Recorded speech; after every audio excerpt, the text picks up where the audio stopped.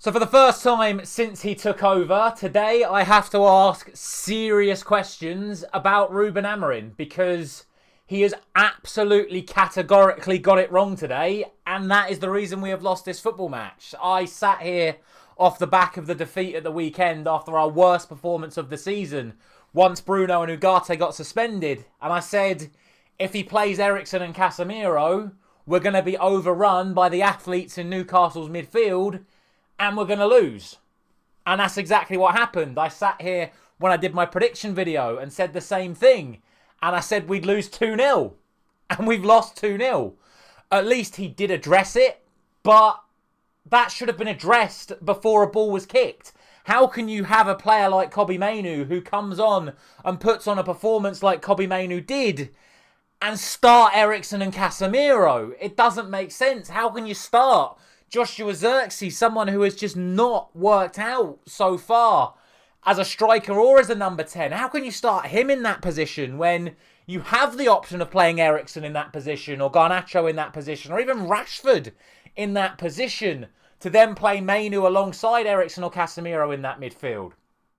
That made no sense. Then the next thing, I have to agree with Jamie Carragher, and I hate having to agree with Jamie Carragher. Firstly, because 95% of the stuff that comes out of his mouth is absolute nonsense. And secondly, I have to mention Jamie Carragher. But he made the point about how we haven't scored with Dalot and Mazraoui as the wing-backs. Well, we've played nearly full 90 minutes. We've played another 85 minutes today with Dalot on one side, Mazraoui on the other side. And again, we haven't scored. And it was systematic from the word go that it just wasn't going to work. And I sat here again the other day speaking about how you have to have a left footer on the left-hand side of the pitch in order for this system to work. Because Newcastle were onto it. Eddie Howe, he knew what he was doing. The thing that annoyed me more than anything tonight was the amount of times Onana passed it to De Ligt under pressure. And it all starts because Dalot's playing at left wing-back. We get the ball, it went out to Martinez, it went out to Dalot. Dalot can't use his left foot on that side of the pitch, so he turns round. The moment Dalot turns round, Newcastle go. Immediately.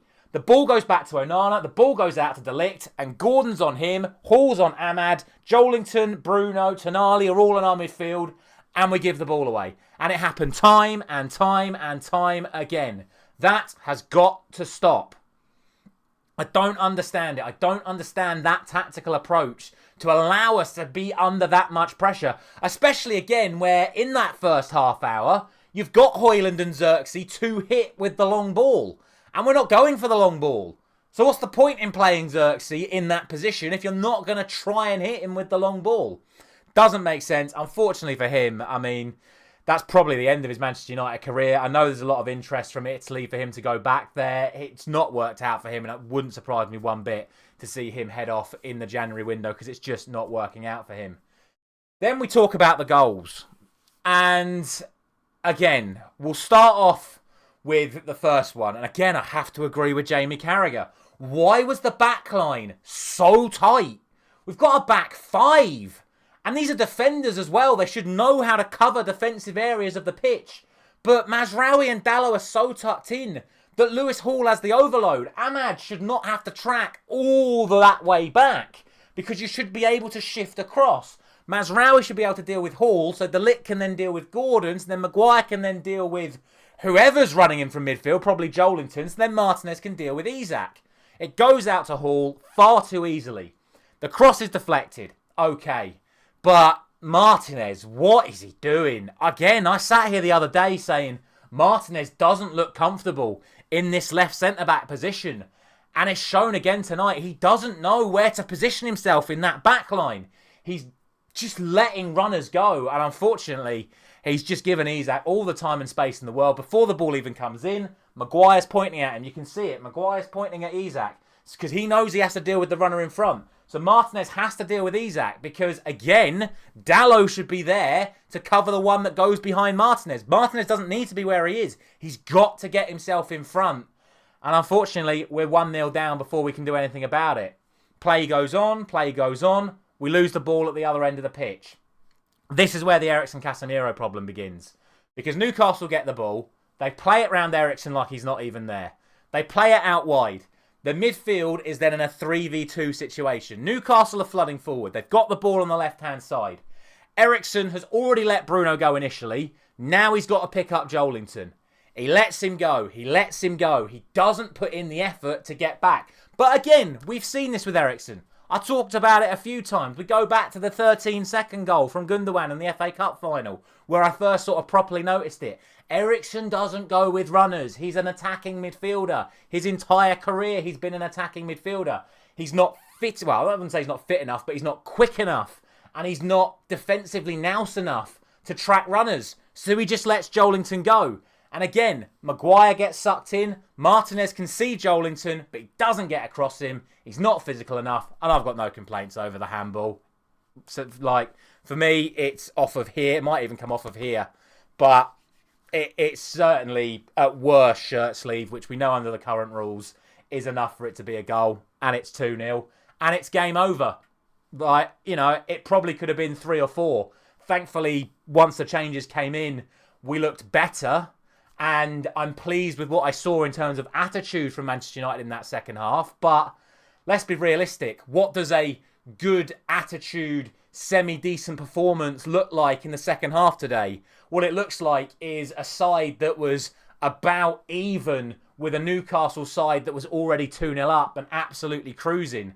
We had one shot on target in the entire 90 minutes. We had one decent chance in that second half, and it was Harry Maguire's header from the deflected cross, which he headed onto the post. It was unlucky. The only other sort of chances we had in that second half were just half chances that, to be fair, were well defended by Newcastle. There's a couple of good blocks in there from Hall and from Byrne and maybe a couple of others. Gordon tracking back in well to do his defensive covering as well. But, what worries me is that I think we probably played just about as well as we could have done in that second half. And we barely put a scratch on Newcastle. And Newcastle are a good team. They're playing some brilliant stuff at the moment. They're one of the most informed teams in the league. But we're at home. And we've had one shot on target. It's a really, really bad look. And then, obviously, we make the changes. We try and influence the game. But it's not enough. And again, I come back to it. We'll go back to where I started about the whole wing-back situation. Why did we put Anthony on the right? We need to actually stretch the play and push their defence back. We had some joy down the right-hand side when Mazraoui was getting round there. Once he made that change and tucked Mazraoui back into centre-back and had Anthony on the right and Dalot on the left, okay, it was only for the last 10 minutes, but we didn't do anything in those last 10 minutes because we had the same problem on both sides. It went out, it came in, it went back because they can't hit the byline because neither can cross on their weak foot. So what's the point? Switch them over. Play Anthony on the left, play Dalot on the right. Have them running at people, going past people and putting balls in. They don't have to go in, but you got more chance of creating corners. You got more chance of just balls coming back out to dangerous areas. But again, that's why I've got to question Amorim tonight. I just think tactically, from the starting 11 to all of the changes other than Mainu, he just got it wrong tonight. He just got it wrong. You cannot allow that Newcastle midfield the licence to absolutely dominate us. And that is exactly what they did. And look, I'll end it with this. There were some good performances tonight. I do genuinely believe that. I thought Kobbie Mainoo was absolutely brilliant. I think he did everything he could for Manchester United this evening. And unfortunately, he was let down by a few other people around him. I thought Mazraoui again had a good game. Okay, you can maybe question him on both of Newcastle's goals because he's not out to deal with Lewis Hall and he doesn't quite get there for Anthony Gordon's cross. But considering how much Newcastle were trying to get down that side, I think he did his job okay. And I also think Harry Maguire had a really good game. And again, that'll get completely lost in all of the chatter this week about how Manchester United. But I honestly think Harry Maguire had a really good game tonight. I think given the calibre of opposition he was up against in Alexander Isak, I think he actually had a pretty good game. He was progressive on the ball. He made a lot of good defensive clearances, especially in the first half, which will get ignored because people will look at him arguably on both goals because the ball goes over his head when they should definitely be looking at Martinez and Eriksen and Casemiro. But I think Maguire had a good game.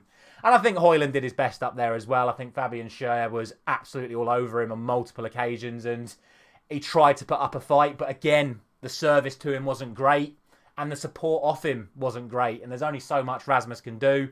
He had one chance. He did what he could with it. I think he needed to get a little bit more loft on it to get it over Dubravka and get it in. But what can you ask of a striker that in 90 minutes has realistically only had one chance to feed off? So worrying signs once again for Manchester United. But don't worry. We're going to Anfield next week. Then we're going to the Emirates and the FA Cup. Honestly, what I would do is go for it. There's no point not going for it. The likelihood is, if we play like we did today, we play the back five as a back five, with how informed Liverpool are, with how dominant their midfield is, with Szoboszlai potentially coming back in there, Curtis Jones, if not, McAllister, Gravenberch, that midfield is likely to get overrun. So it needs to be Ugarte and Mainu in there. And then just go for it. Play Garnacho. Play Rashford if you have to. Play an attacker on that left-hand side. Get Ahmad back on the right wing-back position. And just go for it. Or put him on the left wing-back position. And put Dalot at right wing-back. Put Malacia at left wing-back. Make it balanced. But just go for it. There's no shame in going for it. If we go for it and we get beat, we go for it and we get beat. If we go to Anfield, try and survive and get battered, to me, that's more embarrassing. And obviously, it all depends on the final scoreline. We could go for it, get hit for 100 counter-attacks and lose 7-0 like we did a couple of years ago when we continued to go for it after trying to go for it. But for me, that's what I would do. I would just say, we've just got to try something to get some goals because we just don't look dangerous. And that's the biggest worry for me. We've got talented footballers at that football club. But at the moment, they cannot get it going. So, as always, let me know your thoughts down in the comment section below. Unfortunately, Amorim has to take the blame tonight for his tactical decisions. But, yeah, we'll see what happens at Anfield next weekend. Thank you very much for watching. I'll see you very soon.